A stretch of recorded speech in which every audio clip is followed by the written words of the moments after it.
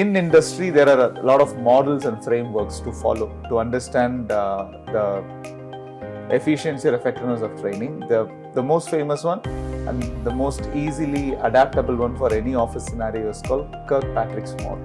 Yeah. So this model has 4 stages. So you start with your reaction, you move to the learning phase where you absorb the knowledge, observe the methodologies, get used to the tools, and then you move on to behavioral change where you implement your learnings, and fourth, we see results.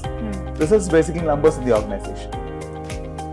Result is not only productivity, Yami. I always want everybody to understand this, especially from learning academy. It is difficult to measure result other than the bottom line number. Welcome to the Thought Feed by Inspirisis Solutions Limited. Today we are in the concluding episode of our L&D series, and all this while we've explored various facets of learning and development, be it building continuous learning programs to personal development plans. We've covered a lot. So today's episode, we are trying to reach out or touch upon those specific areas which we earlier did not discuss. It pertains to measuring the impact of training, leadership, embracing diversity, and covering the future trends of learning and development. So we continue to have Abinash with us. Hi Abinash. Hi Amni, how are you today? I am very good, and Yes. I hope that you are also excited for this because this is going to be our last episode for this particular series. So as we actually covered upon various topics, and mainly to do with how technology is used and how gamification helps boost productivity and other effective programs that are very, very useful for employees to learn and build themselves to such an extent that they can, without any fear, flawlessly go perform in a better way. So how crucial is measuring this entire thing? What is the impact? Okay. So we'll start it with a small example. So all of us, since it is December and January, I'll take gym membership. Okay. So the most important factor in the longevity of any person who continues to go to gym is how fast they can see the result. But it is not same for everybody. Some may see results in 30 days. For some, it will take 4 months. For some, it may take even a year. But in this case, who sees the result faster, they'll continue to pursue that activity. Right. Because they're able to receive returns in one or the other way. Correct. The same is applicable for learning and development in an organization. So whenever an employee or a group of people show results faster, or when they show visible results, people tend to go back learning again. This time with more passion, because they're able to see more results. Unfortunately, measuring that particular area of improvement is very critical, and it is also difficult, especially to make it tangible. So if we are improving, let's say, an aspect of your soft skill, one aspect, critical thinking, how can I measure it? Unless and until something critical happens and you come out with successful embracement, there is no way to even know whether you acquired that particular soft skill or you've improved the existing level to a new level. Right. So in industry, there are a lot of models and frameworks to follow to understand the efficiency or effectiveness of training. The most famous one and the most easily adaptable one for any office scenario is called Kirkpatrick's model. Yeah. So this model has 4 stages, and the first stage starts with reaction. So it has 4 stages. So reaction stage is where you can understand it right during the training phase itself. How they react to the content, how they are reacting to the learning path that is designed for them, how are they reacting to the learning methodologies we have implemented, because each training requires different methodologies to implement. Once a trainer is able to understand the reaction really well, he can record it through a process called feedback. Every training comes with a direct feedback. You give feedback right after the training is over. At the end of any session, if it's a one-day session, at the end of the session, if it's a multiple day session, at the end of the whole program. So first is always reaction. Can you guess the second one after that? What happens after you react? Generally, just I want to know. You're able to watch a movie, you're reacting to that particular enactment or story or emotion. Right. And after that, what happens after reaction? We try to imbibe those and put it in practice. Yes, you react, then you learn. Yeah. So after reactions, we'll have to closely follow up with people to understand how they learn or what they have learned from this particular takeaway. Right. So what are the takeaways they have taken? What is the learning curve for them? Whether the curve goes up or comes down. When the curve goes up, it's a positive way. Their learning is improving in terms of knowledge, in terms of material, in terms of everything. When that curve comes down, that's a problem. Right. So there are programs where reaction is good, but the curve goes Down. That is not the right way. Maybe it's that just the initial high that they get for the in a euphoric stage where correct. they are in a classroom, they are away from their work. That's most important. So why we don't stop with reaction is, with reaction it is instant, they will be happy.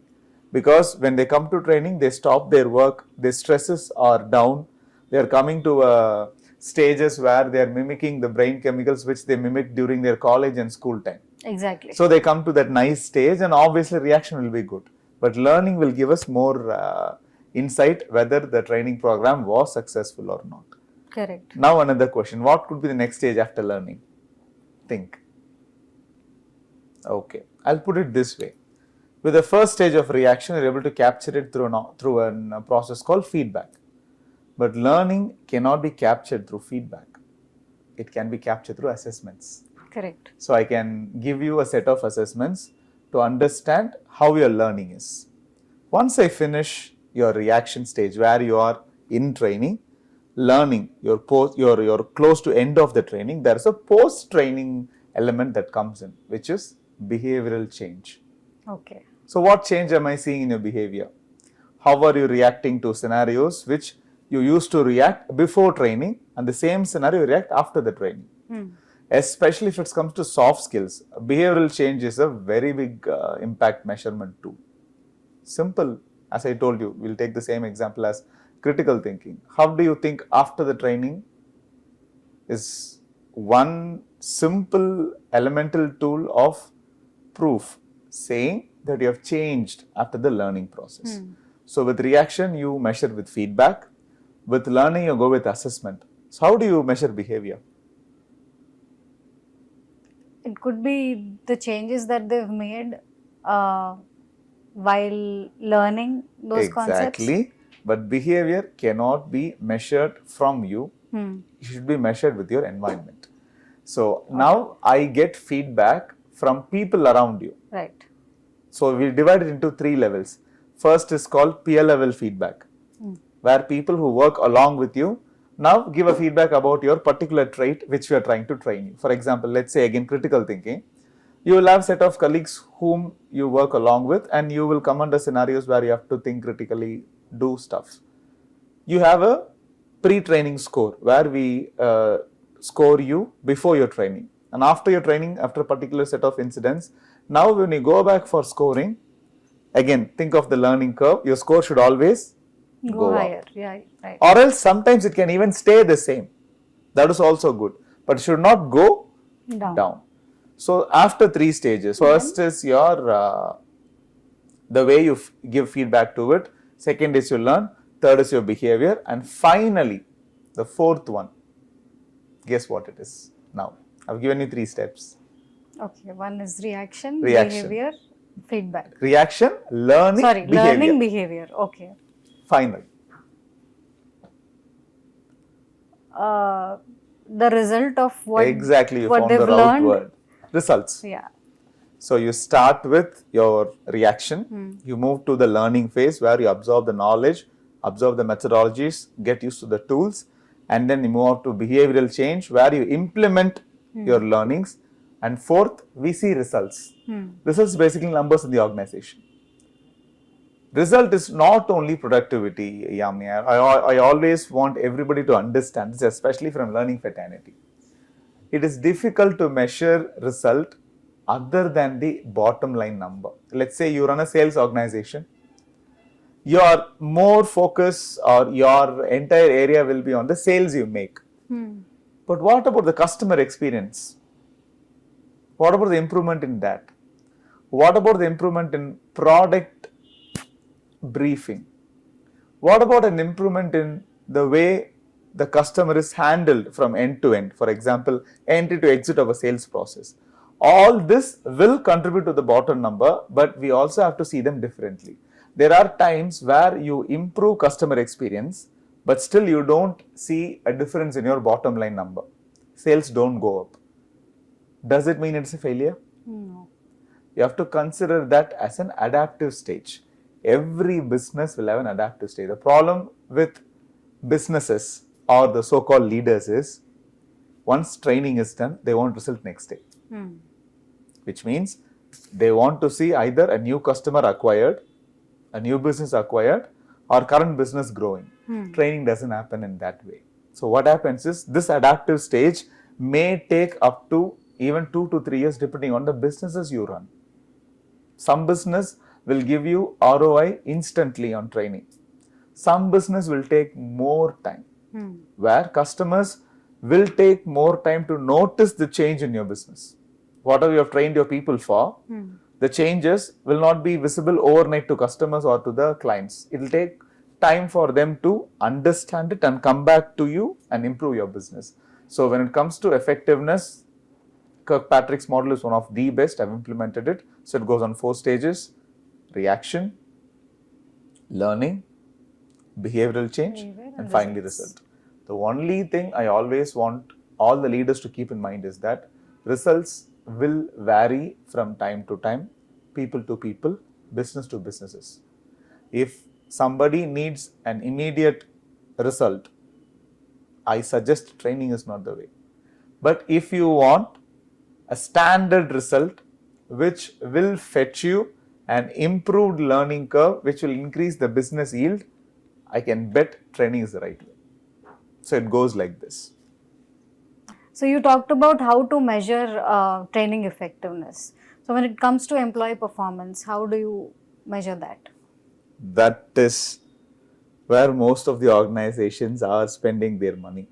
If you look into the HR spends of every organization, a majority of chunk goes into monitoring and maintaining employee performance. So in my experience, I like to put it this way, Amni. You'll have to divide it into certain quadrants. So employee performance on certain quadrants means we can divide it into revenue generation aspect of performance, business improvement, customer satisfaction. So once you slice the entire pie, you can understand who was good at what. Right. Because if you measure all the employees on one parameter, let's say revenue generation, there are people who generate revenue to the level, not exceeding what is expected. They may meet expectations, but their customer handling will be phenomenal. If we don't see that particular aspect of that person, we may lose a future leader in customer relationship management. So when measuring employees, I always say, don't use the same yardstick for everybody. Slice it accordingly. So you find your revenue generators, you find your customer handlers, you find sometimes even process experts, people who are excellent in process management. So even that is really good in terms of performance. So whenever I see or I sit in performance management, I always try to have different quadrants of measurement. So we will holistically know who is good at what. This will also give us area of improvement. So if somebody is really good and excellent in revenue generation, but customer feedback is not that great, we don't have to worry about putting them through sales training. They're already good at it. Right. Let's focus on their customer handling part. And there are people whose customer feedback is excellent, but their sales numbers are low or their revenue generation is low. Don't worry about customer satisfaction part. They are good at it. Let's focus on core sales skills. Okay. So once you divide your entire organization into different quadrants and put people in different boxes in their own measurements, in their own weightage, we will have a holistic approach of measuring employee performance, Right. which will help us plan for long-term goals as well as short-term goals. It goes that way. I remember we were talking about how we must follow what we are good at and not about Exactly. what we like. Yeah, exactly. So this is maybe an effective way to work on something which we are not really good at, and also benefit from what we are good at. Exactly. So, like you said, it's a holistic. It will keep balance in the system. Correct. Over a period of time. You will have a set of employees who are skilled at an expected level in all the quadrants. So now the problem, especially in Indian job market, is I'm able to find specialists very easy, but I'm not able to find somebody who's good at everything. That is something which is alarming in Indian markets, because the more you become specialist, the chances of you growing up over ladder actually shrinks pretty much, because you're a specialist and you have to grow only in that particular vertical. What about the other aspects of the business? Okay. You also supposed to know that, right? At least when you become a holistic leader, where you handle the entire operation or handle the entire sales, you cannot just work on one aspect of it. So preparing employees from the early stages by dividing quadrants and focusing on everything will help us create future leaders, where people will have longer tenuity, longer career with the same company. Otherwise, they'll jump to jobs where their particular skill is valid. If the validity is over in that company, then I become redundant. Correct. I have to jump another company. But if I am holistically groomed by my company, whatever opportunity comes, I'm already ready. So companies don't have to hire, they don't have to fire, they can work with the same person, which customers actually prefer nowadays. Right. Customers are worried if companies have more attrition. Clients are worried if companies have more attrition, because they alarmingly feel that it is not the right sense for a company to run in that direction. Right. So ISL, luckily, a company where we have long tenure employees. We work with people for a longer period of time, which is also one good aspect about us. So we inherently do it. So I want everybody to follow that.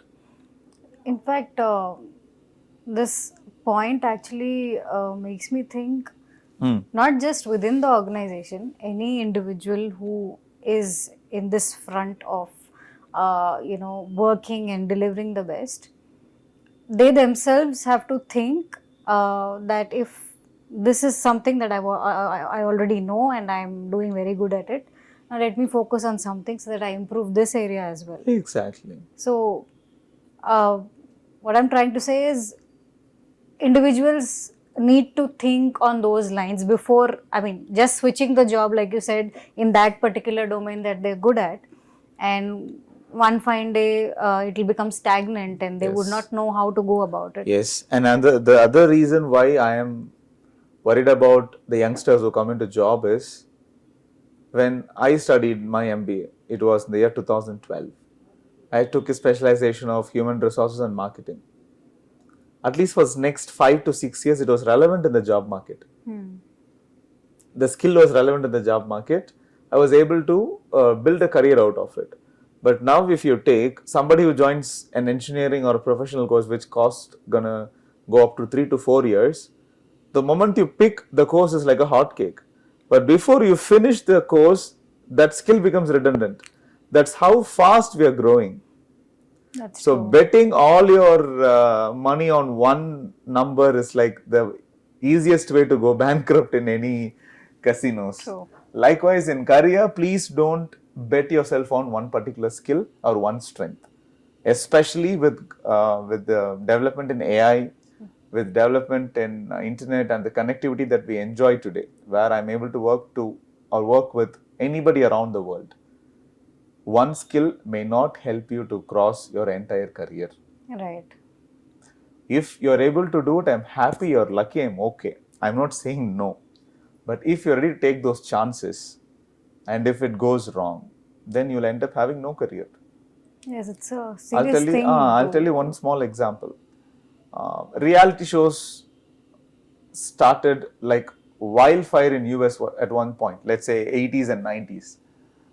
There are times where there was a separate crew for helicopter.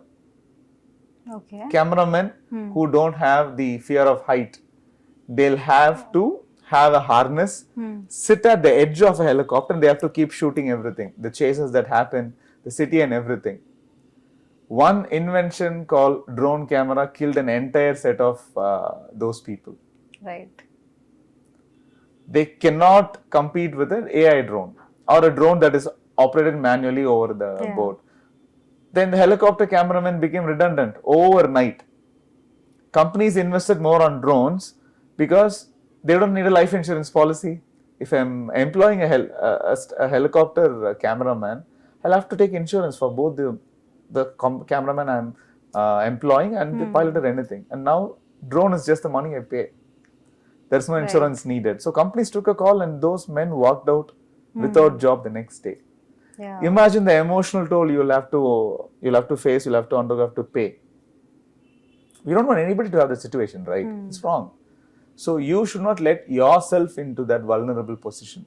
Correct. So please keep learning other skills and ensure if you're strong in one skill, I'm happy. But please also improve the other quadrants of your performance so that when the day comes for you to switch technology or switch into new areas of expertise, you will be the most comfortable person to do it.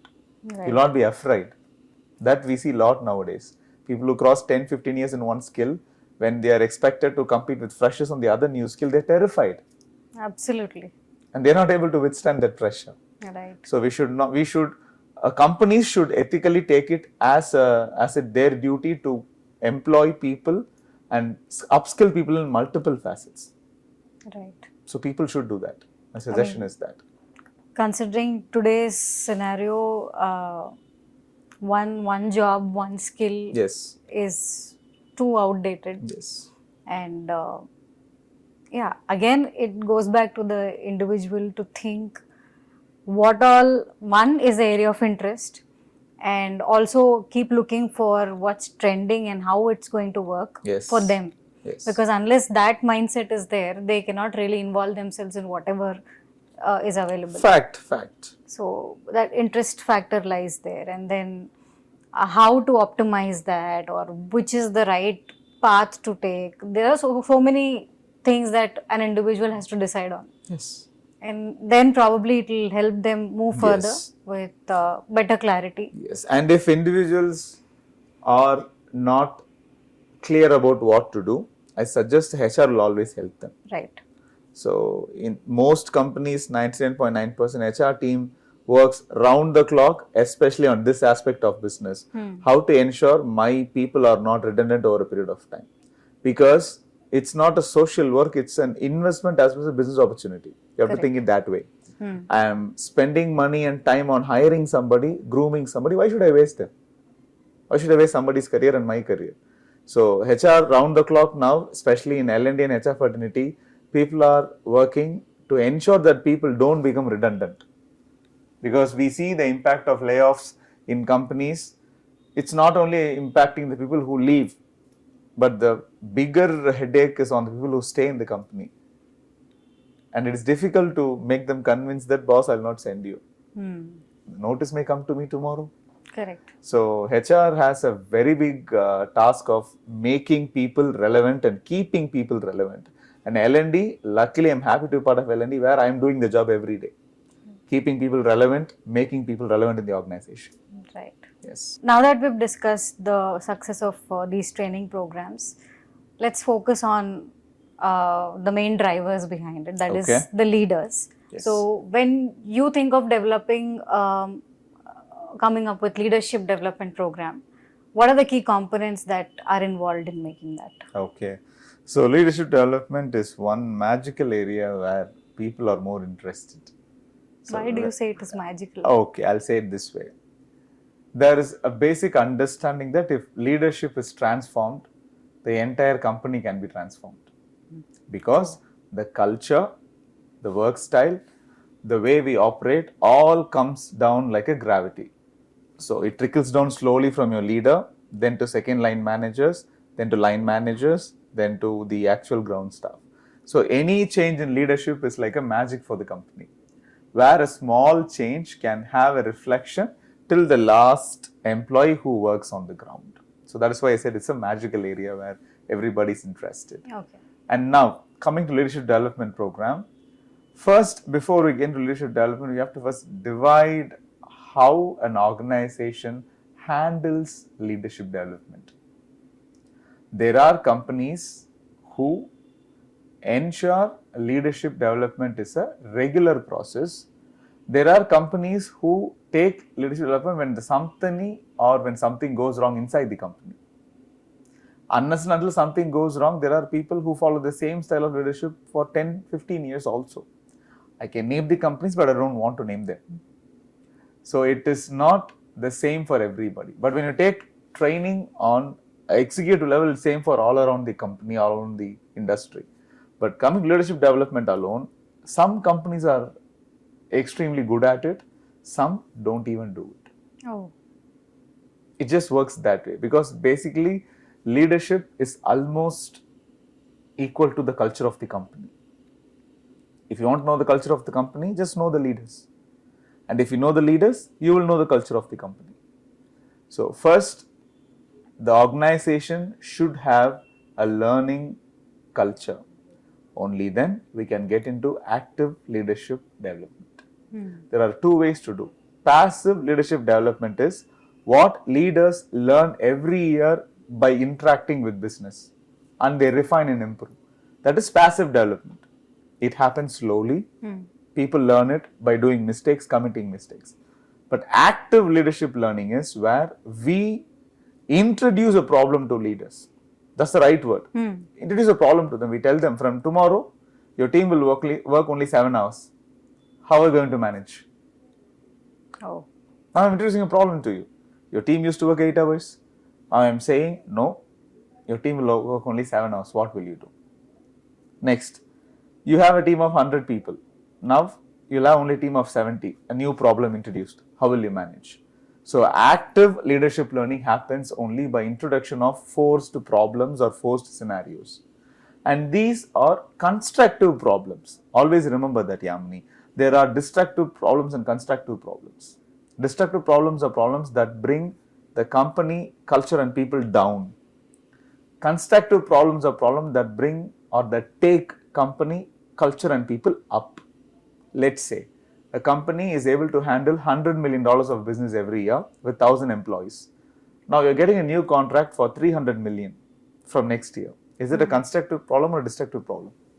It's a constructive one. But it's a very hard one to solve. Yes. Starting from hiring till delivery. Yes. So whenever you include constructive problems or constructive scenarios or constructive or forced scenarios into the work style, active learning happens. This is through on-the-job training kind of stuff. When we get into leadership development programs, we'll have to focus on specific areas other than a generalized development program. I'll tell you how leadership development has evolved over years. If you take the early 90s, leadership development was focusing morely, or I would like to put it this way, it was solely focused on how to grow a leader because it was new to India. We are moving from a manufacturing economy to a corporate economy. All the leaders at that time were either NRI people who came out of India, but Indians who wanted to participate and come into Indian economy and have a leadership role, or somebody who grew from a scratch in that particular company or an organization. So early 90s, we have to teach them how to be a leader because there was no previous role model for them to look up to. After only 1992, we started having all these corporate inclusions. Before that, it was only government companies and manufacturing. Early 2000s, we had a critical change of becoming young leaders. Till 90s, you can call yourself leader only after you cross 40. Trust me, that's true. Anybody below 40 cannot even imagine becoming a leader in a company. Till 90s. In early 2000s, young leaders started emerging. Somebody who was hardly 30, 32, 33. they started managing bigger roles in India, in corporate companies. So at that time, we had to teach them how to be a young leader. So initially it was how to be a leader. Second, we have to teach them how to be a young leader, because you have a set of people who are elder than you and younger than you, and both are reporting to you. Imagine the dichotomy. You cannot handle it. There will be a lot of ego clashes, there will be a lot of problems. Right. And after 2010s and 2012s, from understanding being a leader, then understanding being a young leader, people had to become a leader who is influential rather than authoritative.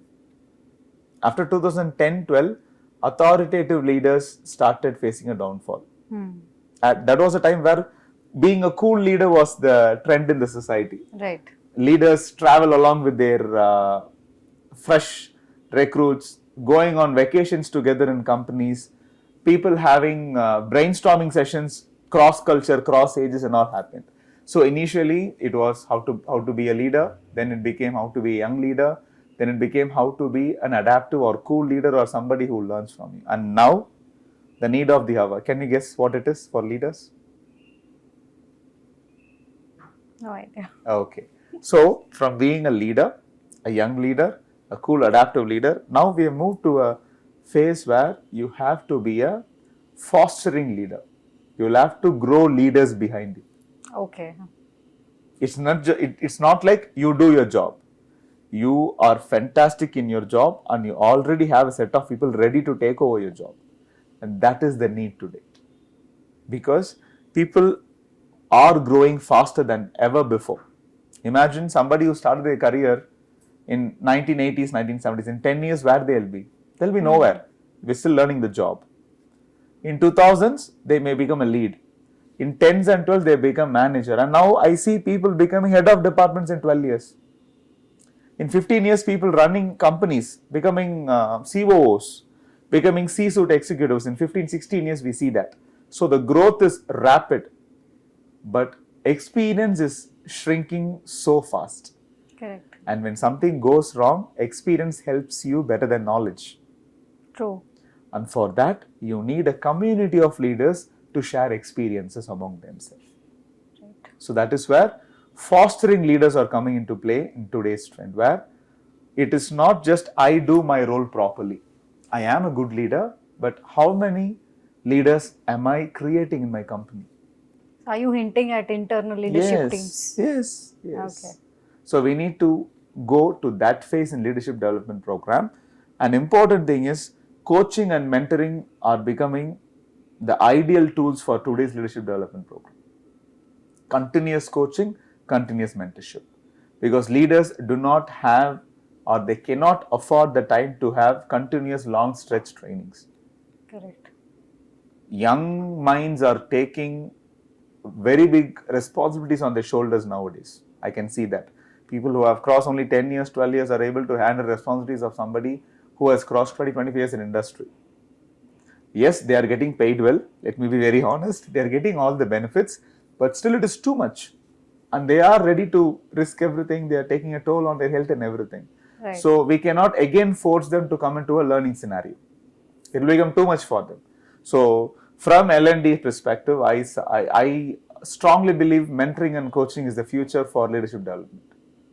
Having dedicated programs is okay, but having a proper coaching mechanism and a regular mentorship alignment or a mentorship program can help leaders become a better leader, and they'll become fostering leaders also if that happens.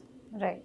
I mean, this will actually fuel the culture of taking up responsibility. Yes. And then helping out people who are probably their juniors. So like you said that this experience thing is shrinking. Yes. And you never know which person or which employee will have to take up a role which is like 3 times higher than what they've been doing. Yes. So this kind of a approach or this kind of a practice will help them, one, because they'll be mentally prepared because their previous leader is doing it. Yes. So they will also imbibe this and continue to take it further when their juniors come. So that way they stay motivated, they stay updated, and they will be always on the lookout to address Exactly. new challenges and how to overcome them. Exactly. And one more thing to add up, when you develop a fostering leader, you indirectly develop a culture where people want to stick with you for a longer period of time. Correct. Because it is not just the job and money that comes along. You're giving them a career. You're giving them a path. You're giving them a platform to become the next person they always wanted to become. Imagine how good that will sound. Correct. When you work for somebody day in, day out, when you sacrifice your weekends, when you're always available to ensure that you're there for the job, and if that comes along with a very good career, who's going to be a mentor also, and who's going to coach you, that's a kind of job everybody wants to get. Correct. And people will be comfortable taking that pressure. That's why I always say, there are two types of stresses, good stress and bad stress. And people quit when they get bad stress. And people stick and fight back when they see good stress. Like I told you, $100 million company is going to become a $300 million company in 2 years. Do you think the employees won't want to take that stress? They want to take the stress. Because they know the company is becoming 200% bigger. And their responsibility will become 200% bigger. Right. Their work will become 200% bigger. Likewise, their career will shoot up 200% faster. So people have that maturity now. AI and L&D, where you will have a personalized AI personnel who is going to train you, who is going to be with you as a coach and mentor. Oh. It may sound really shocking, but yes, it is on the way. So the restriction of a trainer physically available for your training is going to vanish away from training fraternity.